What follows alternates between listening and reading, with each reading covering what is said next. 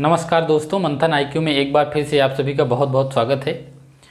दोस्तों, जैसा कि मैंने पिछले वीडियो में बताया कि हम एक नया सब्जेक्ट शुरू किए हैं पॉलिटी का, भारतीय राज्य व्यवस्था का।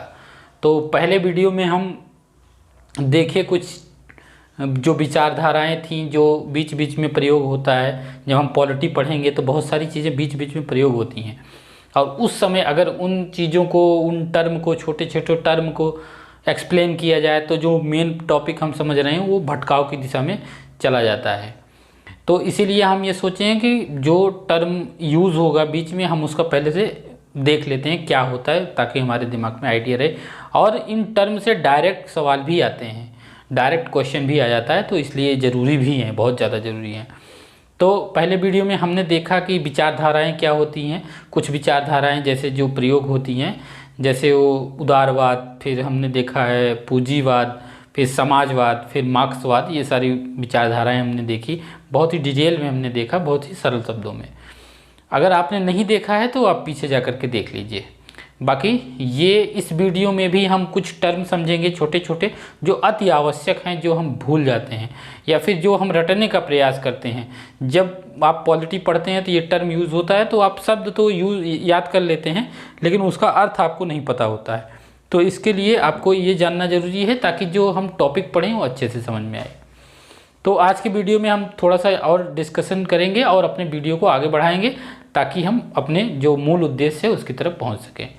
तो जो टर्मिनोलॉजी है आज का जो है, सबसे पहला हम देखेंगे कि लोकतंत्र बहुत यूज होगा इस पॉलिटी में। भारतीय राज्य व्यवस्था में एक शब्द यूज होगा लोकतंत्र, ये बहुत यूज होगा, इसको हम देखेंगे।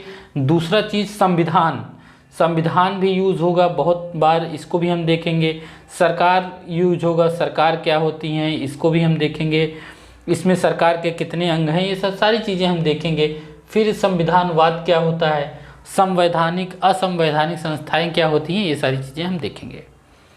तो सबसे पहले हम देख लेते हैं लोकतंत्र क्या होता है।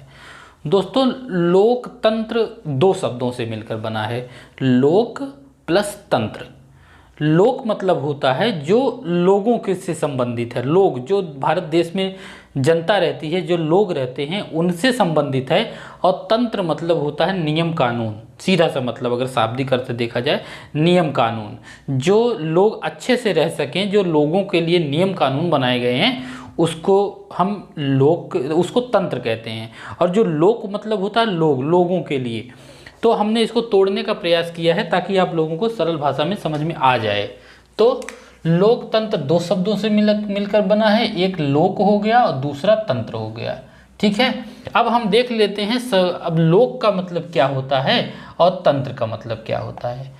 तो लोक का मतलब किसमें दिया गया है, संविधान में। संविधान में लोक का मतलब लोगों के लिए जो चीज़ें बनाई गई हैं वो, उससे एक शाब्दिक अर्थ उसका ये निकलता है, जो कि हम संविधान में प्रस्तावना पढ़ेंगे, मूल अधिकार पढ़ेंगे और नीति निदेशक तत्व पढ़ेंगे। राज्य के नीति निदेशक तत्व, इन सारी जो ये सारे आर्टिकल हैं हमारे, ये सब अनुच्छेद जो हमारे हैं वो लोक से संबंधित है, लोगों के अधिकारों से संबंधित है। ये सारी चीज़ें हम देखेंगे। इसमें लोक का मतलब क्या होता है, प्रत्येक व्यक्ति की गरिमा का सम्मान हो, प्रत्येक व्यक्ति की गरिमा का सम्मान हो, सबका सेल्फ रिस्पेक्ट है। आप राजा होंगे अपनी जगह हैं, हम प्रजा हैं अपनी जगह हैं, आप थोड़ा सा हमसे धनवान हैं अपनी जगह हैं, हम थोड़ा सा गरीब हैं, निचले स्तर में हैं अपनी जगह, लेकिन वो आर्थिक भिन्नता हुई। लेकिन गरिमा जो होती है, सेल्फ रिस्पेक्ट जिसकी बात कहते हैं, वो सबकी अपनी जगह है। एक छोटा सा बच्चा है उसकी भी सेल्फ रिस्पेक्ट है। इसलिए कभी भी बच्चों को जैसे छोटे बच्चे होते हैं, हम उसको, जब बड़े लोग कुछ इकट्ठा रहते हैं तो दो बच्चों को बुलाते हैं, कुछ सवाल इससे पूछते हैं, कुछ सवाल इससे पूछते हैं। जो बच्चा नहीं बता पाता है तो उसको उस समाज में या फिर उस लोगों के बीच में उसको मार देते हैं, डांट देते हैं।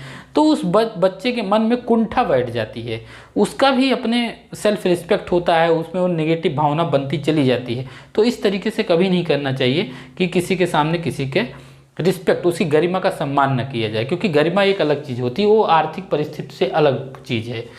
तो इसमें लोक में यही बताया गया है, जो लोक लोकतंत्र का जो लोक है उसमें यही बताया गया है कि प्रत्येक व्यक्ति की गरिमा का सम्मान हो, प्रत्येक व्यक्ति की इच्छा का सम्मान हो, प्रत्येक व्यक्ति की इच्छा का, और प्रतिनिधियों का शासन हो, जनता के प्रतिनिधि का शासन। इसका क्या मतलब है? इसका मतलब ये है, जनता के प्रतिनिधि का शासन का मतलब है, जैसे मान लीजिए एक ग्राम का प्रधान है, ग्राम का अगर प्रधान है और ये लोग हैं, कई लोग हैं, तो लोकतंत्र में क्या होता है? प्रतिनिधियों का शासन होता है। लोकतंत्र का मतलब जनता का शासन, जनता जिसमें शासन करे। लेकिन जनता शासन करे तो क्या हर आदमी शासन करेगा? अगर हर आदमी शासन करेगा तो फिर तो नियम फेल हो जाएगा, देश चल ही नहीं पाएगा। लोकतंत्र का मतलब है कि इतने सारे लोग हैं, इन लोगों ने अपना मत एक प्रतिनिधि को दे दिया है। एक गांव में एक प्रधान खड़ा हुआ और इतने लोगों को, अगर 100 लोग हैं तो 70 लोगों ने इनको वोट किया। इसका मतलब है 70 लोग ये मानते हैं कि हमारे लिए जो ये आदमी है वो सही नियम बनाएगा। ठीक है, मतलब 70 लोगों की इच्छा से ये प्रधान बना है, तो 70 लोगों की इच्छा एक आदमी में आ गई। अब ये जो फैसला लेगा ये अकेले का फैसला नहीं लेगा, ये 70 आदमी का फैसला लेगा। इसलिए बोलते हैं प्रतिनिधियों का शासन। जो प्रधान होता है वो जनता का प्रतिनिधि है, प्रतिनिधि, जनता का प्रतिनिधि है। प्रधानमंत्री जो होता है वो भी जनता का प्रतिनिधि है, जनता ने चुना है, जनता ने उनको चुना है, वो जनता का इच्छा का सम्मान करे, ये लोकतंत्र की भावना है। आप लोकतंत्र का मतलब होता है लोगों का शासन, लोग जिसमें शासन करें। लेकिन लोग तो आर्टिकल बना नहीं सकते, लोग तो संविधान संशोधन नहीं कर सकते। तो इसके लिए क्या है? इसके लिए कुछ चुने हुए लोग संसद में बैठते हैं। जैसे अगर एक विधायक हमारे यहाँ से चुन के जाता है एक क्षेत्र से, अगर उस क्षेत्र में 2 लाख वोट है, इसका मतलब वो विधायक जो बैठ रहा है वो 2 लाख लोगों की इच्छा को लेकर के बैठ रहा है। 2 लाख लोग ने ये विश्वास करके उस पर भेज दिया है कि ये जो फैसला लेगा ये हमारे हित में होगा। क्योंकि अकेले लोग वोट अकेले जा करके नियम नहीं बना सकते, इसलिए अपना एक प्रतिनिधि संसद में बैठा दिए और बोले कि ये आदमी हमारे लिए जो फैसला लेगा वो हमको मंजूर है। इसीलिए वोट को बहुत ध्यानपूर्वक देना चाहिए। वो सब सारी चीज़ें हम पढ़ेंगे। तो लोकतंत्र में क्या होता है? प्रतिनिधियों का शासन होता है। प्रतिनिधि, लोक का मतलब होता है प्रतिनिधि। और लोकतंत्र में और क्या होता है?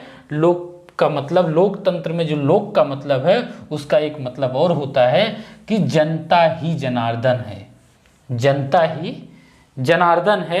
लोकतंत्र में सब कुछ जनता है, यानी कि जनता ही जनार्दन है। ये आप लोग समझिए लोक का मतलब लोकतंत्र में। अब तंत्र का मतलब क्या होता है? फिर तंत्र का मतलब क्या है? तंत्र का मतलब होता है सीधा सीधा नियम या फिर कानून। ऐसे कानून, एक तंत्र बाद में आया है, लोक पहले आया है। लोक इम्पोर्टेंट है, लोग इम्पोर्टेंट है। तंत्र बाद में आया है कि जनता अच्छे से रह सके, सभी लोगों की इच्छाओं का सम्मान हो सके। इच्छा का सम्मान तो होगा, लोक में ये दर्ज है, लेकिन इच्छा का सम्मान कैसे होगा? इसीलिए तंत्र की व्यवस्था की गई। इसलिए हम तंत्र किसमें पढ़ेंगे? हम तंत्र पढ़ेंगे, जैसे हमने बताया लोक हम पढ़ेंगे प्रस्तावना में, मूल अधिकार में, नीति निर्देशक तत्व में। तो तंत्र किसमें पढ़ेंगे? संसद के माध्यम से तंत्र होता है। संसद, कार्यपालिका, न्यायपालिका, निर्वाचन आयोग, संघ लोक सेवा आयोग, नियंत्रक एवं महालेखा परीक्षक, संघीय शासन व्यवस्था।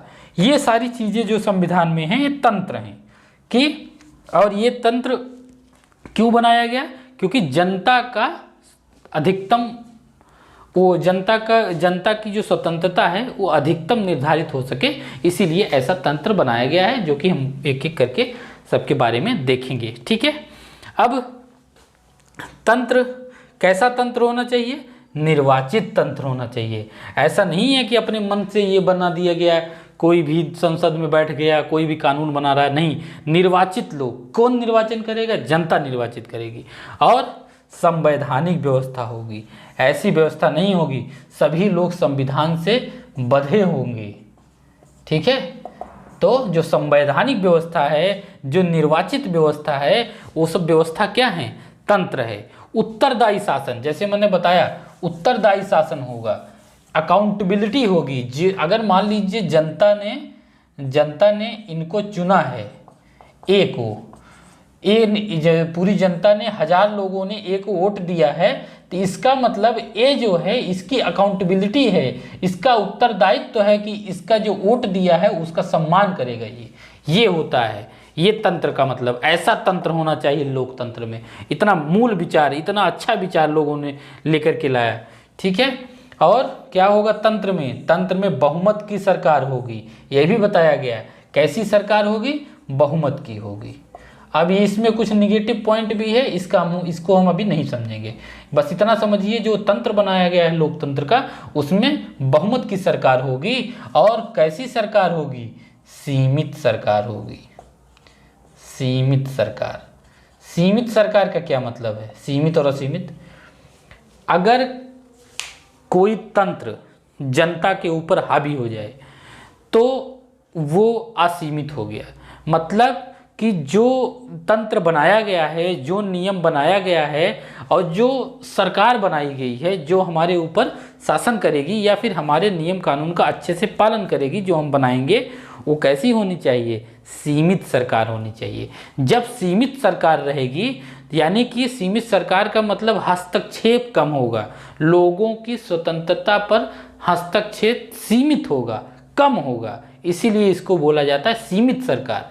भारत में कैसी सरकार है? सीमित है, सब एक दूसरे से बंधे हुए हैं। यहाँ तक कि सरकार भी हमारे मूल अधिकार का उल्लंघन नहीं कर सकती। अगर सरकार हमारे मूल अधिकार का उल्लंघन करेगी, कोई पुलिस सरकारी आदमी है, किसी भी व्यक्ति के मूल अधिकार का उल्लंघन नहीं कर सकता। अगर मूल अधिकार का वो हमारे उल्लंघन करता है तो कौन बैठा है? Supreme court. हम सुप्रीम कोर्ट जाएंगे, चाहे वो सरकार के खिलाफ, चाहे वो पुलिस के खिलाफ, चाहे किसी प्राइवेट आदमी के खिलाफ। इसीलिए ऐसा बोला जाता है कि सीमित सरकार है। सीमित सरकार, सरकार भी बंधी हुई है। ऐसा नहीं है कि सरकार असीमित है।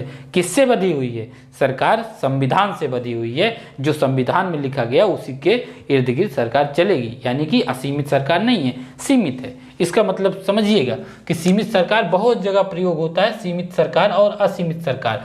लोकतांत्रिक देश में सीमित सरकार होती है, मतलब सरकार भी बंधी हुई होती है लोकतांत्रिक।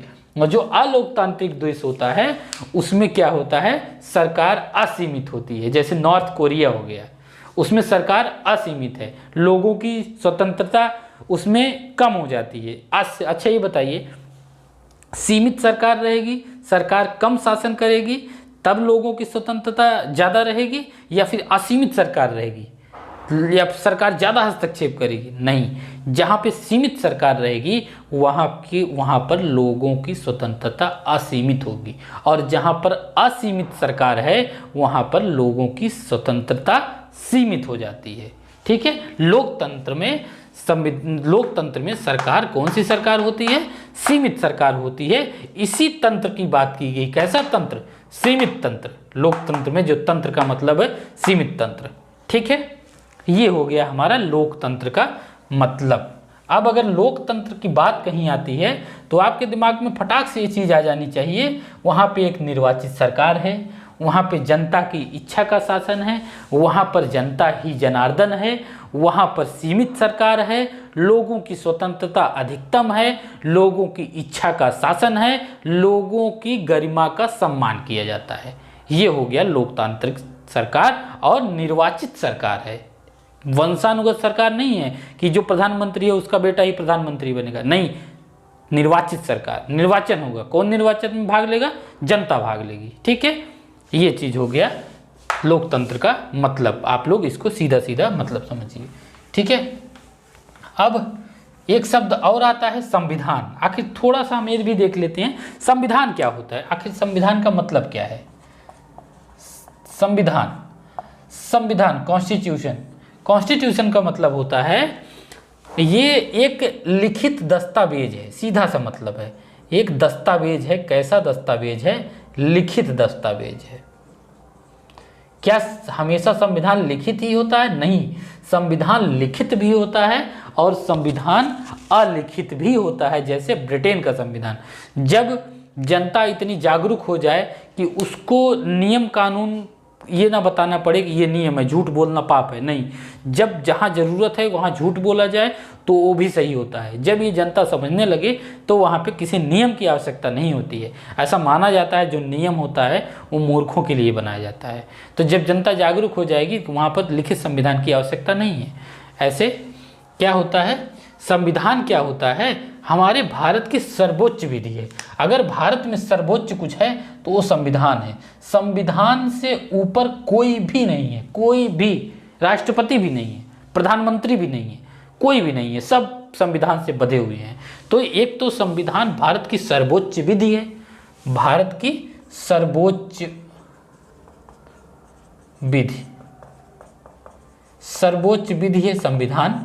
और संविधान कैसा है, लिखित दस्तावेज है भारत में, ठीक है। और संविधान में क्या बताया गया है, संविधान में सभी लोगों के बारे में बताया गया है और सरकार की शक्तियों का उल्लेख है, सरकार की शक्तियों का उल्लेख है कि सरकार की कितनी शक्तियां हैं, सीमित हैं कि असीमित हैं, किस मामले में सरकार की कितनी शक्तियां हैं। क्या सरकार किसी को ऐसे ही फांसी दे सकती है, क्या सरकार किसी को ऐसे ही गोली मार सकती है, अगर प्रधानमंत्री हैं तो कुछ भी कर सकते हैं, नहीं, ऐसा नहीं है। बहुत लोग मुख्यमंत्री थे लेकिन आज जेल में हैं। तो यही है लोकतंत्र की खूबी। तो ये होता है संविधान। संविधान का बस इतना सा ही मतलब है कि सरकार के जो अंग होते हैं, सरकार की शक्तियाँ होती हैं, उसका उल्लेख है। और संविधान एक लिखित दस्तावेज है जिसमें सारे नियम कानून लिखे गए हैं और ये भारत की सर्वोच्च विधि है, इससे ऊपर भारत में कोई नहीं है। और संविधान में क्या बताया गया है, संविधान निर्माताओं को ये बात पता थी कि जो सरकार होती है वो लोगों का शोषण करेंगी। तो इसीलिए सरकार और लोगों के बीच के संबंधों का वर्णन कहाँ पे है, लोग और सरकार के बीच में कैसा संबंध होगा ये भी संविधान में बताया गया है। उनके संबंधों के बारे में भी बताया गया है, एक दूसरे के ऊपर कितना शासन कर सकते हैं और कितना एक दूसरे से अलग है, ये भी संविधान में बताया गया है। तो संविधान निर्माताओं ने ये चीज़ का ध्यान रखा कि जो जिसके अंदर सत्ता आएगी वो निरंकुश हो जाएगा। इसीलिए संविधान, इसमें जो व्यक्ति है और सरकार, इसके बीच के संबंध को भी बताया गया है। यानी कि जो मूल अधिकार है, मूल अधिकार में यही तो बताया गया है। जो भारत में फंडामेंटल राइट्स है, किसको मिला है, फंडामेंटल राइट्स लोगों को मिला है। किसके विरुद्ध मिला है, सरकार के विरुद्ध मिला है। उसमें ये बताया गया है कि जब सरकार आपके अधिकारों का हनन करेगी तो आप क्या करेंगे और आप कहाँ जाएंगे, ये चीज़ मूल अधिकार में बताया गया है। तो संविधान में यह भी बताया गया है कि व्यक्ति और सरकार के बीच में कैसा संबंध होना चाहिए, ठीक है। इतना हम लोग संविधान के बारे में समझते हैं। बाकी सारी चीज़ें हम विस्तार से पढ़ेंगे, बहुत अच्छा लगने वाला है दोस्तों। ये पॉलिटी का ये जो सब्जेक्ट है बहुत ही अच्छा होगा, बहुत ही अच्छा चलेगा। बस आप लोग थोड़ा सा धैर्य बना करके देखते रहिए, ठीक है। संविधान हमने देख लिया, अब हम देखते हैं सरकार। बार बार आ रहा है सरकार, सरकार क्या होता है, गवर्नमेंट क्या है, गवर्नमेंट भारत में, ठीक है। तो सरकार के आप लोग सुने होंगे, सरकार के 3 अंग होते हैं। सरकार के 3 अंग होते हैं, कौन कौन, विधायिका,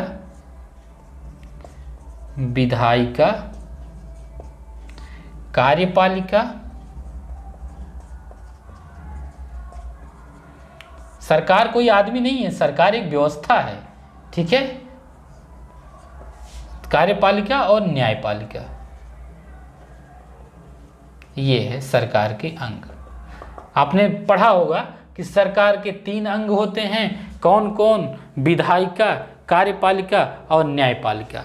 विधायिका में क्या आता है, विधायिका में आता है लोकसभा, जिसको बोलते हैं निम्न सदन, और इसको बोलते हैं राज्यसभा। राज्यसभा को बोलते हैं उच्च सदन, ये भी आप लोग याद रखिए। विधायिका हो गया, और कार्यपालिका का क्या हो गया, कार्यपालिका एक होती है अस्थाई कार्यपालिका, स्थाई, और एक होती है अस्थायी कार्यपालिका। ठीक है। अब अस्थायी कार्यपालिका मतलब जो अस्थायी रहती है, जिसका निर्वाचन नहीं होता है, निर्वाचन इसमें नहीं, और अस्थायी का निर्वाचन होता रहता है। निर्वाचन ये 5 साल के लिए आएंगे, ये कौन सी कार्यपालिका है? ये अस्थायी कार्यपालिका है। तो जैसे प्रधानमंत्री, राष्ट्रपति, मंत्रिपरिषद, इन सब के बारे में हम पढ़ेंगे बहुत विस्तार से। मंत्रिपरिषद हो गई, ये सब चीज़ क्या हो गए? ये सब अस्थायी हैं, आते जाते रहेंगे। आज किसी और का सरकार है, कल किसी और की सरकार रहेगी। आज कोई और राष्ट्रपति है, कल कोई और राष्ट्रपति रहेगा। लेकिन कुछ लोग कार्यपालिका में ऐसे होते हैं, सचिव जिसको कहते हैं, वो अस्थायी होते हैं। वो एग्ज़ाम दे के, वो परीक्षा पास करके आते हैं, तो वो जब तक रिटायर नहीं हो जाते तब तक रहते हैं। इनको अस्थायी कहते हैं। अस्थायी जो होते हैं वो होती है कार्यपालिका, जैसे प्रधानमंत्री, राष्ट्रपति, मंत्रिपरिषद। ठीक है, ये हो गई कार्यपालिका। और न्यायपालिका क्या है? न्यायपालिका आप लोगों ने सुना होगा, सुप्रीम कोर्ट, उच्चतम न्यायालय, और उसके बाद हाई कोर्ट, उच्च न्यायालय, उसके बाद डिस्ट्रिक्ट कोर्ट, जनपद न्यायालय। ये हो गया आपका न्यायपालिका। सरकार के कितने अंग हैं? 3, विधायिका, कार्यपालिका, न्यायपालिका। विधायिका मतलब जो विधि का निर्माण करे वो विधायिका है। कार्यपालिका जो इनकी विधियों का कार्यान्वयन करे, जो इनकी विधि, जो विधायिका ने जो विधि बना दिया, विधि बन गई, अब उसका कार्यान्वयन कौन को, उसको धरातल पर उतारेगा कौन? कार्यपालिका। और इन्होंने विधि बनाया और इन्होंने उस पर कार्य किया, उसका धरातल पर उतारा, तो और लोगों में जो विवाद हुआ उन सब चीज़ों को कौन देखेगा? उन सब चीज़ों को देखेगा न्यायपालिका। न्यायपालिका देखेगा कि क्या ये जो विधि बनाए हैं विधायिका और कार्यपालिका, क्या ये विधि ठीक है? क्या ये विधि लोगों के अधिकारों का उल्लंघन तो नहीं कर रही है? क्या ये विधि मनमाना तो नहीं है? ये सब चीज़ें न्यायपालिका देखेगी। न्यायपालिका के कार्य क्या है? न्यायपालिका का कार्य है विवादों का निपटारा करना। विवादों का निपटारा करना। दूसरा, लोगों के मूल अधिकारों की रक्षा करना। ये बहुत इम्पोर्टेंट है कि लोग जो हैं भारत में, उनके मूल अधिकार को कोई हनन नहीं कर सकता, क्योंकि ये न्यायपालिका जो बिग बॉस की आंख है वो बैठी हुई है, सबको देख रही है। ठीक है, तो एक तो ये हो गया विवादों का निपटारा करेगा, और दूसरा मूल अधिकारों का संरक्षक। और एक चीज़ और, जो संविधान बना है इसकी रक्षा कौन करेगा? संविधान का संरक्षक कौन है? संविधान का संरक्षक है न्यायपालिका। ये संविधान का भी संरक्षक है। जो भी विधि बनाई गई है, क्या न्यायपालिका अपने मन से देखेगी? नहीं। न्यायपालिका का कार्य है कि जो विधि बनाई गई है, जो नियम लागू किया गया है, क्या वो संविधान में है, ये देखना। अगर वो संविधान में नहीं है तो असंवैधानिक है, उसको खारिज कर देगा ये। ठीक है, अगर संविधान में है तो ठीक है। तो जो लोगों को दंडित किया जा रहा है, जो लोग ने चोरी किया है दंडित किया जा रहा है, क्या उस संविधान में लिखा गया है कि इसको कितना दंड देना है? क्या ये किसी का पॉकेट मार लिया, क्या ये 10 रुपये चुरा लिया तो उसके लिए फांसी हो जाएगी? नहीं, उसके लिए कितना दंड विधान है ये भी इसमें लिखा गया है। न्यायपालिका उसको देखती है और बताती है, ताकि सरकार एक दूसरे से बधी रहे। अब देखिए, विधायिका जो विधि बनाती है वो किससे बधी हुई है? कार्यपालिका से। कार्यपालिका और विधायिका किससे बधे हुए हैं? न्यायपालिका से। न्यायपालिका किससे बधी हुई है? संविधान से। न्यायपालिका अपने मन से न्याय करेगी? नहीं, वो संविधान से बंधी हुई है। यानी, और संविधान किससे चलता है? संविधान विधायिका से चलता है। विधायिका संशोधन करेगी संविधान का। तो ये सब एक दूसरे से बंधे हुए हैं, इसमें कोई भी अलग नहीं है कि आप ये सोच लीजिए कि आप अपने अनुसार कुछ भी कर सकते हैं, तो ऐसा नहीं है। आप भी सबसे बंधे हुए हैं। ये है सरकार का मतलब। ठीक है, अब लोकसभा इसमें हमने देख लिया, राज्यसभा देख लिया, इसका कार्य हमने देख लिया कि विधि बनाना, विधि बनाएगी ये, और संविधान में संशोधन करेगी। अगर संविधान में कुछ ऐसा है कि जो समय के अनुसार पुराना हो गया है, तो संविधान का क्या, विधायिका का कार्य है उसको देखे और उसमें क्या करे? संशोधन करे। संविधान का संशोधन कौन करता है? विधायिका करती है। विधायिका का काम यही है, विधि बनाएगी, नया विधि कोई है तो उसको बनाएगी, और संविधान में कोई पुरानी विधि संशोधन करना है तो वो भी ये चीज़ बताएगी। बाकी कार्यपालिका जो है, कार्यपालिका वो चीज़ों का क्रियान्वयन करेगी, ये हमने आपको बता दिया। ठीक है। बाकी न्यायपालिका क्या करेगी? न्यायपालिका विवादों का निपटारा करेगी और लोगों के मूल अधिकारों का रक्षा करेगी और संविधान की रक्षा करेगी। ये है आपका संविधान, ये है आपका सरकार। सरकार इसी को कहते हैं। ठीक है। सरकार कोई एक व्यक्ति नहीं है, एक पूरा एक समुच्चय है। ठीक है। आगे हम एक चीज़ और देखते हैं। ये एक चीज़ बहुत आता है कि संविधान और संविधानवाद, ये भी बहुत आता है कि ये संविधान, यही संविधानवाद है। तो आखिर क्या है संविधानवाद? क्या है संविधान और संविधानवाद में अंतर? ये हम देख लेते हैं। संविधान क्या होता है? संविधान जैसा कि हमने बताया कि लिखित भी होता है और अलिखित भी होता है। और क्या लोकतांत्रिक देश में ही संविधान होता है? नहीं।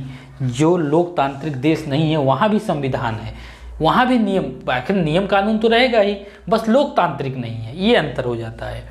तो संविधान लोकतांत्रिक देश में भी होता है और गैर लोकतांत्रिक देश में भी होता है। जो लोकतांत्रिक देश नहीं है, जैसे नॉर्थ कोरिया हो गया, इसमें क्या है? ये गैर लोकतांत्रिक देश है। तो संविधान लोकतांत्रिक देश में भी होता है और गैर लोकतांत्रिक देश में भी होता है। बस लोकतांत्रिक देश में जो संविधान होता है उसमें और गैर लोकतांत्रिक देश में जो संविधान होता है उसमें थोड़ा सा अंतर होता है। जो लोकतांत्रिक देश में संविधान होता है उसमें संविधान की सर्वोच्चता होती है। संविधान ही सर्वोच्च है, संविधान के ऊपर कुछ नहीं है। ऐसा किस देश में होता है? लोकतांत्रिक देश में होता है। ठीक। संविधान सर्वोच्च है लोकतांत्रिक देश में, और विधि का शासन है। किसका शासन है? विधि का शासन है, किसी व्यक्ति का शासन नहीं है, विधि का शासन है। वो विधि कौन सी है? संविधान की शासन है। इसमें संविधान की अब लोकतांत्रिक देश है और इसी में साथ साथ गैर लोकतांत्रिक देश भी देखते चलें। इसमें लोकतांत्रिक देश में संविधान ही सब कुछ है, संविधान की सर्वोच्चता, इसमें संविधान की सर्वोच्चता नहीं होती है। ठीक है। इसमें विधि का शासन होता है लोकतांत्रिक देश में, और गैर लोकतांत्रिक देश में क्या होता है? व्यक्ति का शासन होता है। किसी के व्यक्ति पर निर्भर होता है सब कुछ। व्यक्ति की मर्जी पर पूरा देश चलता है। अगर व्यक्ति की मर्जी पर देश चलेगा तो वहां पर स्वतंत्रता सीमित हो जाएगी, लोगों की स्वतंत्रता सीमित हो जाएगी। ये व्यक्ति अपने अनुसार के नियम बनाएगा, जैसे हमने बताया नॉर्थ कोरिया में ऐसा है। और विधि का शासन अगर रहेगा तो सरकार वहाँ की होगी जो सीमित सरकार होगी, सीमित सरकार, असीमित नहीं। और अगर सीमित सरकार है तो व्यक्ति की स्वतंत्रता जो है वो अधिकतम है, स्वतंत्रता असीमित है, बिल्कुल स्वतंत्र है। ठीक है। स्वतंत्रता क्या होती है ये भी हम पढ़ेंगे। तो यहाँ पे व्यक्ति का शासन है तो यहाँ पे असीमित सरकार हो जाती है और स्वतंत्रता जो है वो सीमित हो जाती है, जबकि लोकतांत्रिक देश में लोगों की गरिमा और स्वतंत्रता ही सब कुछ है। तो इसी संविधान की सर्वोच्चता, विधि के शासन, सीमित सरकार और स्वतंत्रता असीमित हो, इसी के नियम कानून को क्या कहते हैं? इसी को कहते हैं संविधानवाद। ठीक है। इसी को संविधानवाद कहते हैं। ठीक है। ये होता है संविधान और संविधानवाद में अंतर। संविधान तो गैर लोकतांत्रिक देश में भी होता है, लेकिन क्या वहाँ पे संविधानवाद है? नहीं। लोकतांत्रिक देश में जो व्यवस्थाएं होती हैं उसमें चाहे संविधान की सर्वोच्चता हो, विधि का शासन हो, सीमित सरकार हो, स्वतंत्रता असीमित हो लोगों की, ऐसे में जो होता है उसको कहते हैं संविधानवाद। वहाँ पे संविधानवाद है। ठीक है। इस चीज़ को भी आप लोग समझिएगा कि संविधान और संविधानवाद में क्या अंतर होता है। मेरी ये कोशिश है कि एक बार आप पढ़िए और कभी मत भूलिए, लोगों को बता सकें आप कि हाँ हम यहाँ से पढ़े हैं। ठीक है।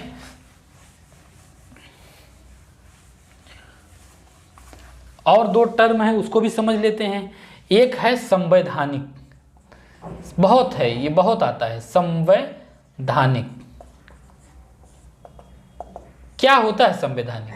संवैधानिक का मतलब होता है जो संविधान के अनुरूप हो, यानी जो मूल संविधान में हो, जो हमारा संविधान जब बनाया गया था उस संविधान में रहा हो, वो विधियां संवैधानिक विधियां हैं। बताते हैं ना, ये विधि संवैधानिक है कि नहीं है, कैसे जानेंगे? अगर वो संविधान में है तो संवैधानिक है, नहीं है तो असंवैधानिक है।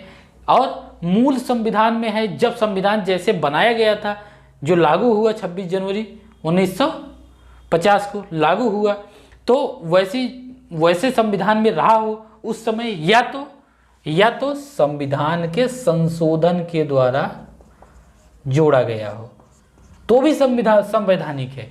या तो मूल संविधान में रहा हो या फिर संविधान संशोधन करके जोड़ा गया हो। जब संविधान संशोधन किया जाता है तो ऐसे ही नहीं संविधान संशोधन कर दिया जाता है, उसमें कोई अकेले व्यक्ति मिलकर संविधान संशोधन नहीं कर सकता, उसमें पूरा सिस्टम इन्वॉल्व होता है, उसमें कई बार वोटिंग होती है, तब जाकर के संविधान संशोधन होता है।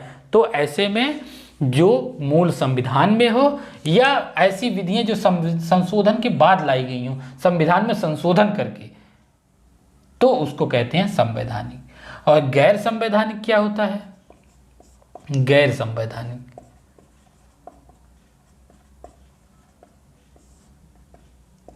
ऐसी विधियां जो संविधान में नहीं है। तो कहाँ है ये?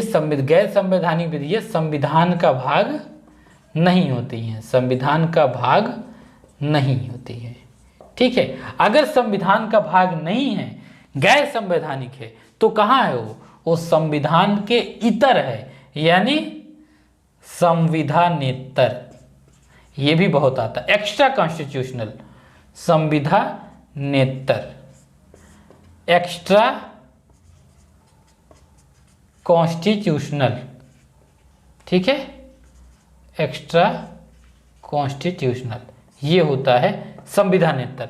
जो गैर संवैधानिक है, यानी कि जो संविधान का भाग नहीं है, यानी कि वो कैसा है? वो संविधान के इतर है, संविधानेतर है, संविधान के एक्स्ट्रा कॉन्स्टिट्यूशनल है वो चीज़। ठीक है, अब संविधानेतर क्या होता है? संविधान के इतर क्या चीज़ है? जो विधियाँ जो संसदीय विधि के द्वारा बनाई गई हो, संसदीय विधि, संसद भी विधि बनाती है, वो संवैधानिक तो नहीं होती है, लेकिन ये नहीं है कि गैर कानूनी है। एक्स्ट्रा कॉन्स्टिट्यूशनल का मतलब ये नहीं है कि गैर कानूनी है। असंवैधानिक, गैर संवैधानिक का मतलब ये होता है कि ऐसा नहीं है कि वो गैर कानूनी है, नहीं, वो संविधान में नहीं है, वो विधियों का निर्माण संसद ने किया है, तो उसको कहते हैं संसदीय विधि।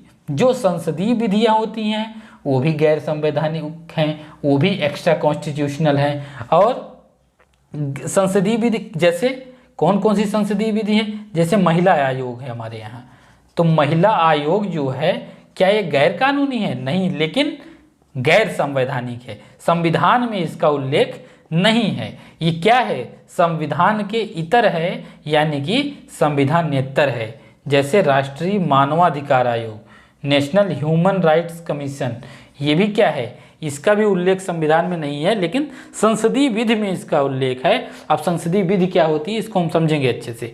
बस इतना जानिए कि एक्स्ट्रा कॉन्स्टिट्यूशनल का ये मतलब नहीं है कि गैर कानूनी है, नहीं, बस ये संविधान में नहीं है। एक हमारी विधि है संसदीय विधि, ये भी काफ़ी सारी विधियाँ यहाँ भी है, ये भी कानूनी है, तो संसदीय विधि में है, वो संविधान में नहीं है। एग्जाम में बहुत पूछा जाता है ये।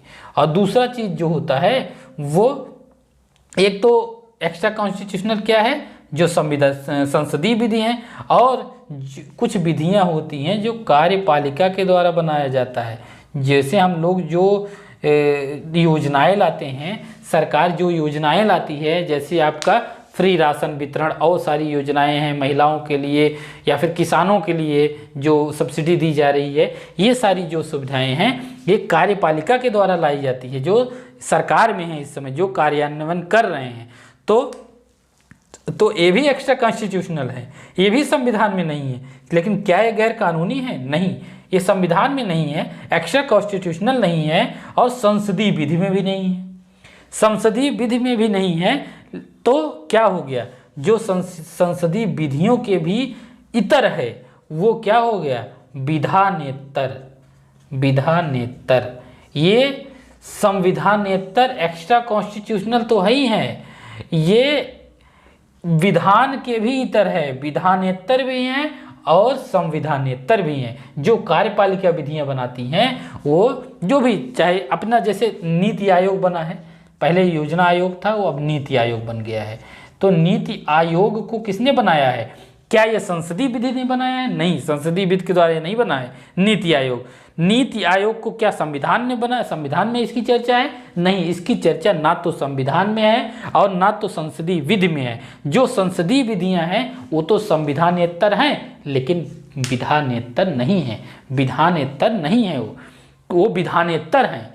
जो संसदीय विधियां हैं वो संविधानेतर हैं, लेकिन जो कार्यपालिकी विधियां हैं ये संविधानेतर तो है ही हैं और साथ ही साथ विधानेतर भी हैं, क्योंकि उनका ये जो वर्णन है वो संसदीय विधि में भी नहीं है और इनका वर्णन संविधान में भी नहीं है, इसलिए ये विधानेतर भी हैं और संविधानेतर भी हैं। जैसे नीति आयोग हमारा ये एक्स्ट्रा कॉन्स्टिट्यूशनल है, संविधानेतर है और साथ ही साथ विधानेतर भी है, क्योंकि इसका वर्णन संसदीय विधि में भी नहीं है। इसको किसने बनाया है, कार्यपालिका ने बनाया है, चुनी हुई सरकार ने बनाया है, निर्वाचित सरकार ने बनाया है। कल सरकार बदल गई तो जैसे कांग्रेस थी तो योजना आयोग था, अब बीजेपी आ गई तो नीति आयोग है, कल फिर कांग्रेस आएगी तो फिर इसको बदल के कुछ और नाम दे देगी, तो ये तो बदलता रहता है।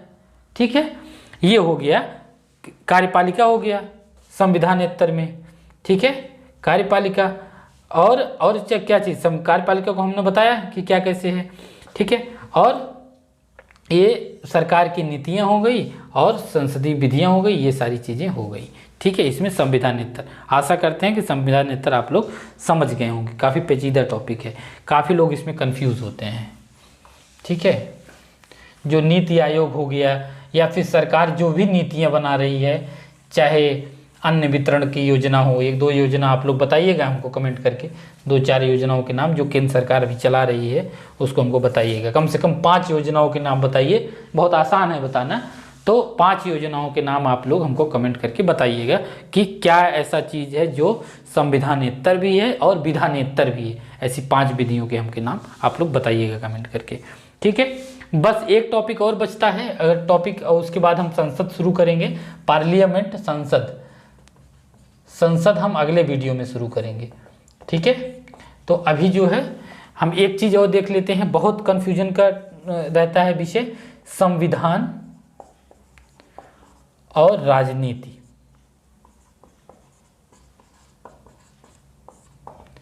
कॉन्स्टिट्यूशन और पॉलिटी, इन दोनों में क्या अंतर है।